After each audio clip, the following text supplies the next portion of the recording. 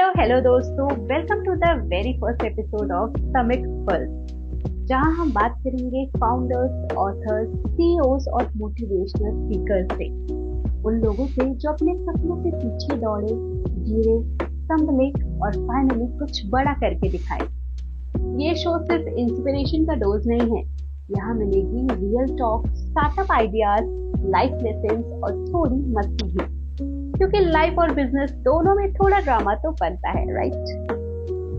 हर episode में हम पूछेंगे वो सवाल जो आपके दिमाग में होते हैं लेकिन कभी किसी ने पूछे नहीं। तो चलिए शुरू करते हैं ये सफर with our amazing first guest mister Mithun Devdas.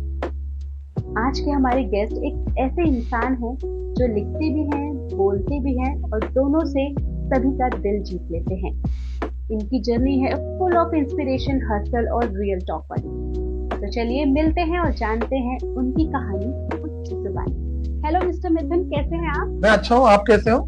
बस एकदम बढ़िया। कैसा लग रहा है आपको हमारे शो पे आज? बहुत अच्छा लग रहा है कि आपने मुझे एक अपॉर्चुनिटी दिया इस वेन्यू में आने के लिए, तो मैं बहुत ज्यादा शुक्रगुजार हूँ। तो सबसे पहले शो स्टार्ट करने से पहले हम स्टार्ट करेंगे आपकी ब्रीफ इंट्रोडक्शन के साथ। हमारे ऑडियंस को आप बताइए कि आप क्या करते हैं, कहाँ से आपकी जर्नी स्टार्ट हुई है, तो थोड़ा सा ब्रीफ इंट्रोडक्शन। तो मैं केरला से हूँ, लेकिन born and brought up Mumbai में हूँ। तो मेरे पापा मम्मी केरला से थे, लेकिन मेरा जो परवरिश हुआ था वो मुंबई में हुआ था, कोलाबा में हुआ था, जहाँ पे मैं केवी में पढ़ रहा था एंड टिल 7th स्टैंडर्ड में केवी में था। उसके बाद मैं केरला चला गया एंड मेरा जो 11th एंड 12th जो हुआ था वो साउथ अफ्रीका में हुआ था, जहाँ पे गांधी जी ने वहाँ पे जो फ्रीडम फाइटिंग किया था वहाँ के इंडियंस के लिए, तो वहीं उसी जगह पे मेरा 11th और 12th हुआ था, डरबन में हुआ था।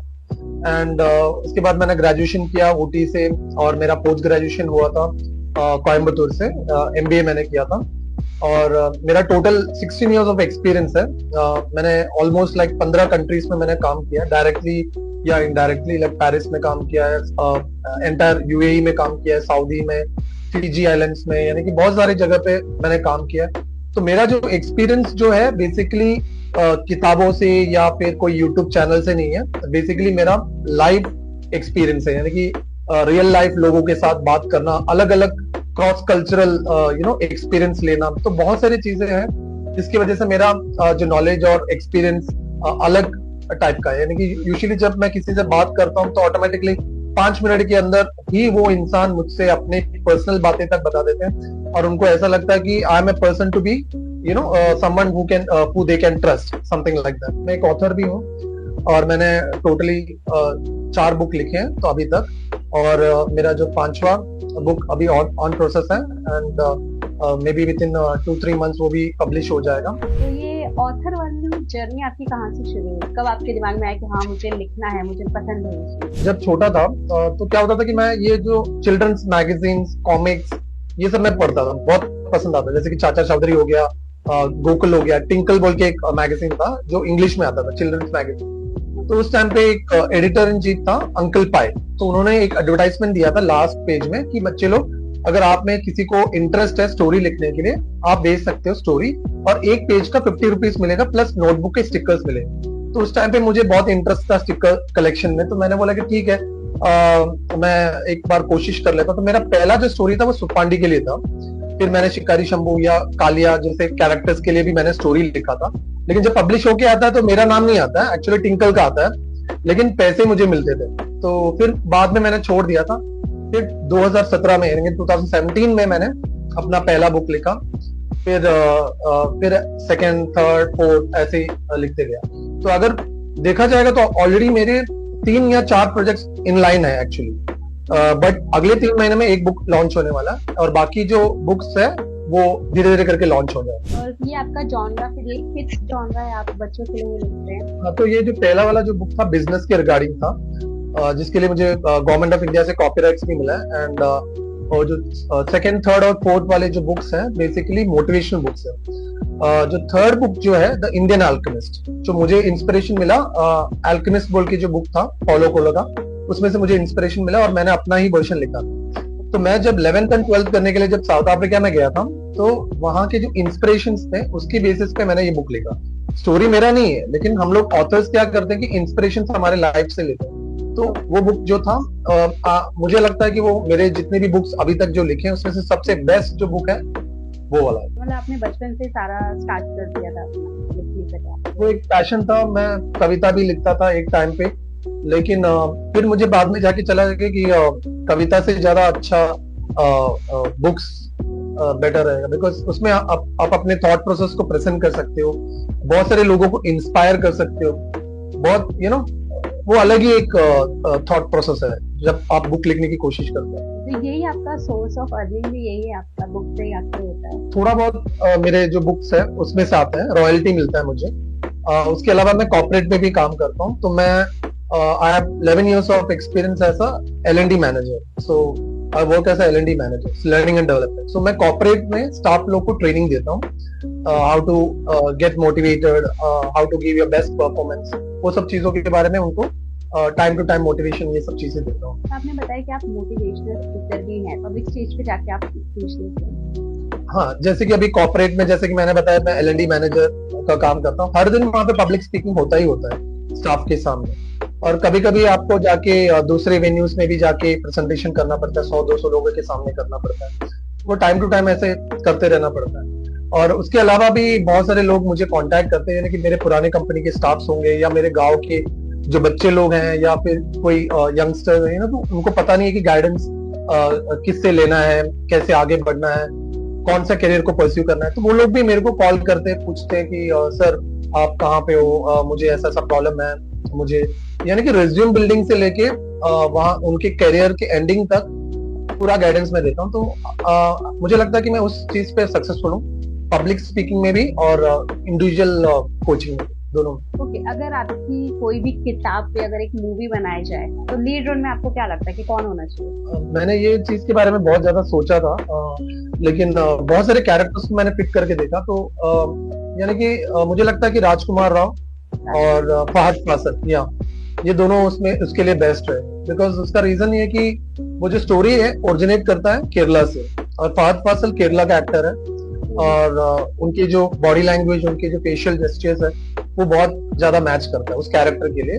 और Rajkummar Rao, he can fit into any role, basically he is the best actor if I have to say. आपकी अपकमिंग प्रोजेक्ट्स के बारे में बता सकते हैं? कौन कौन सी बुक्स है जो अभी लॉन्च में है, जो 2 महीने में हो जाएगी लॉन्च, तो वो आप बता सकते हैं हमारा ऑडियंस? मैं उसके टाइटल नहीं दे सकता हूँ या फिर उसके बारे में ज्यादा नहीं बता सकता हूँ, लेकिन हाँ, एक साइंस फिक्शन लिख रहा हूँ, और दूसरा एक है सेल्फ इम्प्रूवमेंट, सेल्फ रियलाइजेशन, हमारे जो लाइफ के जो है कि हम लोग अपने आप को एम्पावर कैसे कर सकते हैं, आगे कैसे बढ़ सकते हैं, वो सब चीजें। तो आपके लिखने का रूटीन क्या है? मतलब आपको कब अच्छा लगता है लिखना, रात में या अर्ली मॉर्निंग, लेट नाइट, कब अच्छा लगता है लिखना?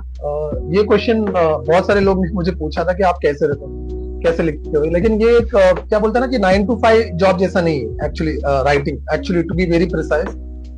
लोगों को लगता है कि बहुत इजी है, 9 to 5 बैठो, बस फोकस करो, अकेले रूम में बैठ के लिखो, ऐसा नहीं होता। क्या होता है कि बेसिकली जैसे कि अभी मैं बाइक चला रहा हूँ या कार ड्राइव कर रहा हूँ, सडनली मुझे आइडिया आ जाता है, तो मुझे वापस मैं टर्न करके अभी आ चुका हूँ लिखने के लिए, 2 लाइन लिखने के लिए, और ऐसा भी हुआ है कि 25 पेज लिख के उसको पूरा डिलीट भी मार चुका हूँ। तो ऐसा होता है कि ऑथर की लाइफ में ना रूटीन नाम का चीज नहीं होता। रात के 2 बजे भी उठ के लिख सकते हैं, 3 बजे भी उठ के लिख सकते हैं, या फिर सुबह 10 बजे उठ के भी लिख सकते हैं, या फिर दोपहर से लेके पूरा दूसरे दिन सुबह 5 बजे तक भी लिख सकते हैं। तो ये एक अलग ही एक्सपीरियंस है, उसको एहसास करने के लिए आपको खुद ही लिखना पड़ेगा, तभी आपको समझ में आएगा कि रूटीन फॉलो नहीं कर सकते। तो जो सबसे पहले आपकी पहली बुक, फर्स्ट बुक जो पब्लिश हुई होगी, तो कैसा फील हुआ उसके बाद? जो पहला जो बुक पब्लिश जब हुआ था, तो मुझे लगा कि यार कौन पढ़ेगा ऐसा, ये बुक इतना मैंने बेस लेवल पे समझाया था, तो लोग इसको अप्रिशिएट करेंगे क्या, एक्सेप्ट करेंगे क्या, ये बहुत सारी चीजें मेरे दिमाग में दौड़ रही थी।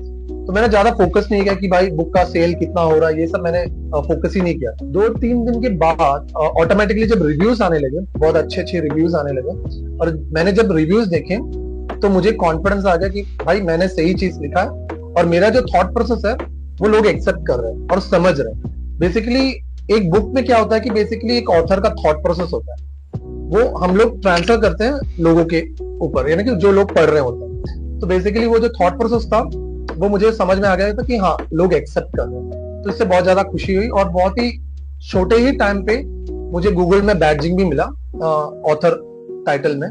तो वो भी मेरे लिए बहुत भी बड़ी कामयाबी थी, क्योंकि यूजुअली बड़े बड़े ऑथर्स जैसे जैसे कि चेतन भगत जैसे लोग को ही बैडजिंग मिलता है।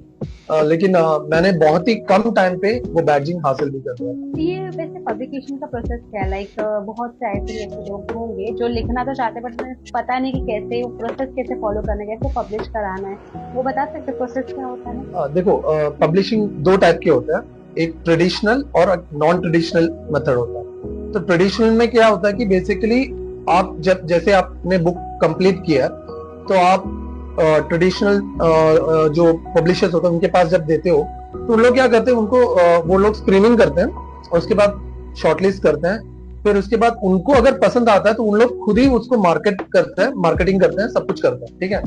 उसमें आपको कुछ पैसे देने की जरूरत नहीं पड़ती। जो नॉन ट्रेडिशनल पब्लिशिंग हाउस होते हैं वहां पे क्या होता है कि बेसिकली ऑथर्स जब प्रेजेंट करते हैं तो उनको पैसे पे करने पड़ते हैं पब्लिश करने के लिए, यानी कि बुक का कवर तक बनाने के लिए उनको पैसे पे करने पड़ते हैं, मार्केटिंग के लिए अलग सा पैसा पे करना पड़ता है। तो आज के जमाने में जो सक्सेसफुल ऑथर्स होते हैं वो ज्यादातर ट्रेडिशनल पब्लिशिंग मेथड के थ्रू जाते हैं, और जो छोटे मोटे जो ऑथर्स होते हैं जो अपना करियर बनाना चाहते हैं वो ज्यादातर नॉन ट्रेडिशनल के साथ जाते हैं और पैसे पे करते हैं, और वो they do the marketing, everything, end to end marketing सब कुछ वो नहीं करते। तो कुछ ऐसी एडवाइस देंगे आप उन लोगों को जो बुक्स तो लिखना चाहते हैं पर उन्हें पता नहीं कि शुरू कैसे करें, तो कहाँ से स्टार्ट करना चाहिए? पहला पॉइंट कुछ ऐसा एडवाइस देंगे आप उन लोगों को? देखो, कोई भी चीज, ये बुक लिखने की मैटर नहीं है, कोई भी चीज हमारे लाइफ में जब हम लोग स्टार्ट करने की कोशिश करते हैं ना, हम लोग प्रोक्रेस्टिनेट करते हैं कि भाई ये कर सकते हैं क्या, थोड़ा सा आलस भी आता है, फिर कॉन्फिडेंस की कमी होती है, फिर हमारे दोस्त लोग आके बोलते हैं कि भाई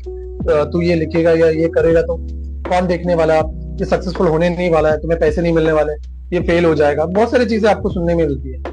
तो आपको क्या करना चाहिए, बेसिकली स्टार्ट करके रखना चाहिए, इग्नोर करना चाहिए, बाकी जहां से भी जो भी चीजें आ रहे हैं उसको इग्नोर करो और बस स्टार्ट करके रखो। जैसे आप स्टार्ट करोगे ना, यानी कि 2% भी अगर आप स्टार्ट करके रखोगे ना, ऑटोमेटिकली आपको आइडियाज आने लगेंगे। जैसे कि मैंने भी जब स्टार्ट किया था तो मुझे भी कुछ आइडिया नहीं था कि कहाँ पे पब्लिशिंग करना है, कुछ भी, आई वॉज क्लूलेस।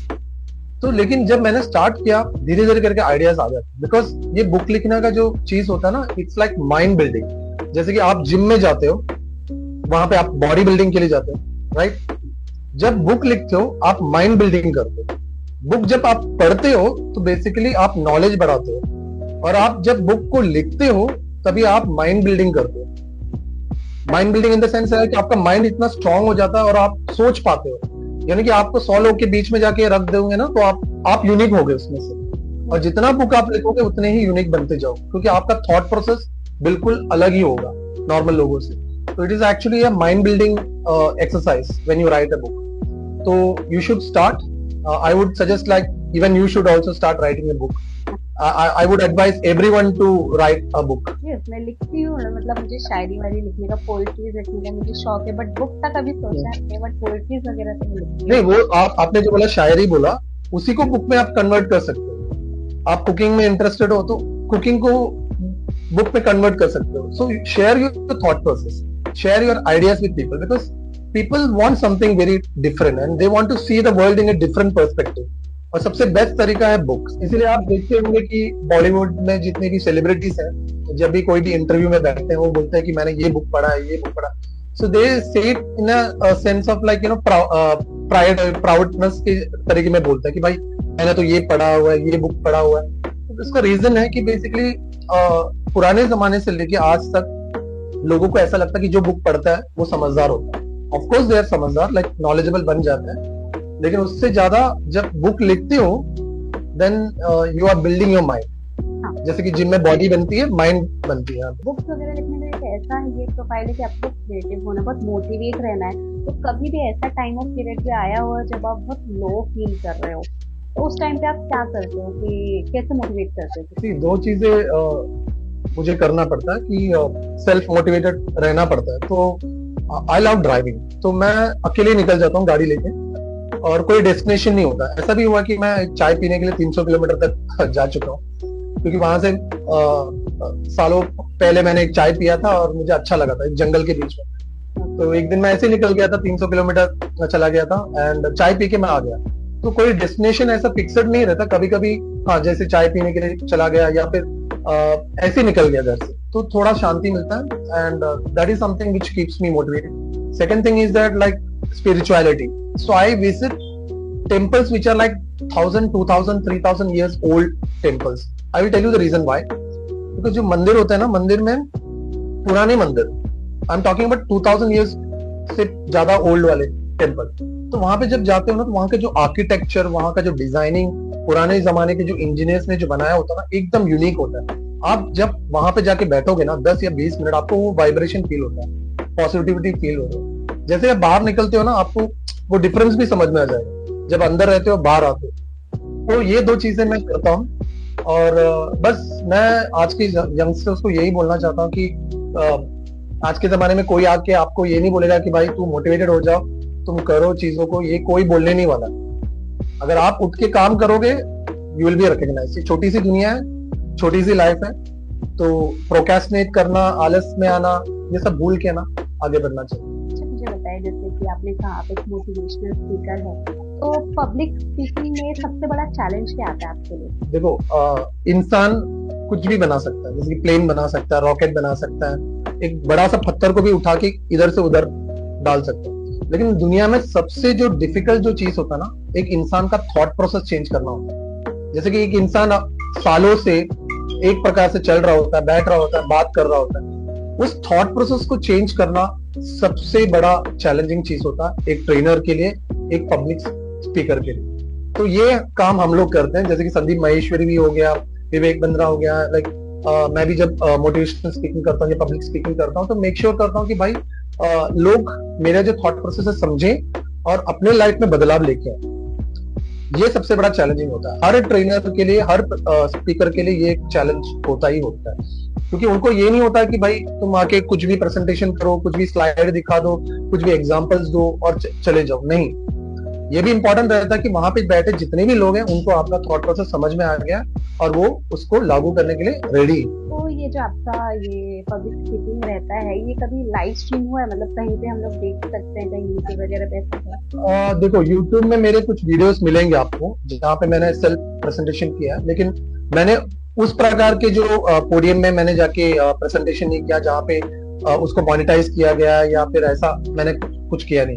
क्योंकि यूजुअली मैंने जब भी पब्लिक स्पीकिंग किया है, कॉर्पोरेट्स में किया, तो वहां पे एक्चुअली ज्यादातर अलाउड नहीं रहता है, क्योंकि उनके जो पर्सनल इंफॉर्मेशन होते हैं, एसओपीस होते हैं, वो बाकी दूसरे उनके कॉम्पिटिटर्स को नहीं मिलना चाहिए होता है, तो they don't allow us to record. आपकी जर्नी तो काफी इंस्पायरिंग, बहुत कुछ हुआ है आपकी लाइफ में, मतलब बहुत इंटरेस्टिंग है आपकी स्टोरी. तो अब जर्नी से आगे बढ़ के हम लोग एक क्विक रैपिड फायर क्वेश्चन करेंगे. थोड़े 5-6 क्वेश्चन करूंगी मैं आपको और बिना सोचे आपको जवाब देना. ठीक है, रैपिड फायर रहेगा. ठीक है, तो एक एप्लीकेशन जिसके बिना आप सोचते हैं कि जीना मुश्किल है? YouTube. Okay. Early morning hustle या लेट नाइट ग्राइंड, क्या है? Early morning. Early morning. Okay. आपकी इंस्पिरेशन का सीक्रेट क्या है? माय इंस्पिरेशन का सीक्रेट, मेरा इंस्पिरेशन का सीक्रेट है मेरे डैड. एंड बिना सोचे बताइए, चाय या कॉफी, किसके लवर है आप? कॉफी.